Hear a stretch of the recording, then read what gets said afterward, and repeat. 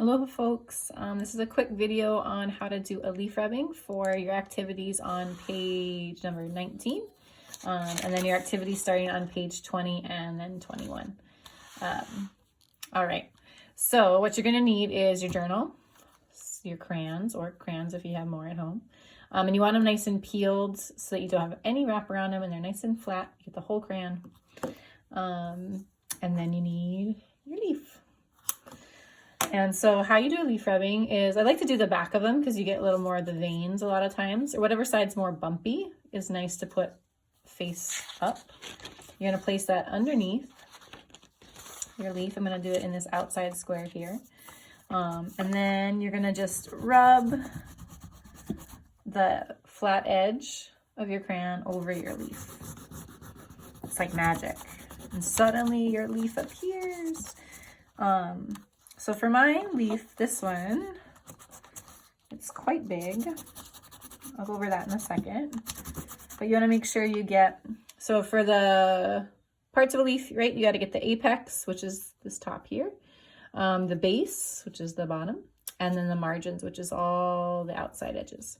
So make sure you get that. If your leaf is really big, like this one here, you could just, so I'm going to do maybe my apex and my margins in one, right?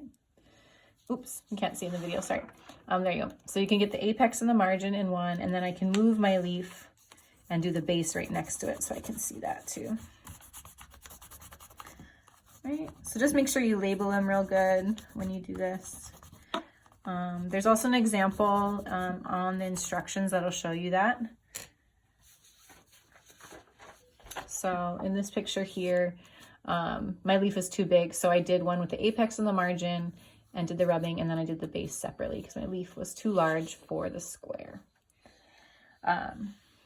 So again, all you want to do is place your leaf underneath your paper and then use the flat edge of your crayon to rub and make it appear. And so you just want to make sure you have nice clear, any of those places that you, nice clear rubbing of all the places that you need to label, which are up here. And if you have questions about what these are, they're in your plant cards. There's a section that labels them there. And then you can also look at that example I just showed you earlier, which is on your instructions. And all of these are labeled to places, right? So base, margin, apex. And you can figure those ones out for your leaves in your yard. And as with anything, if you have any questions, don't hesitate to give me a text or a call or an email, and I can help you out with this lesson. All right, have fun.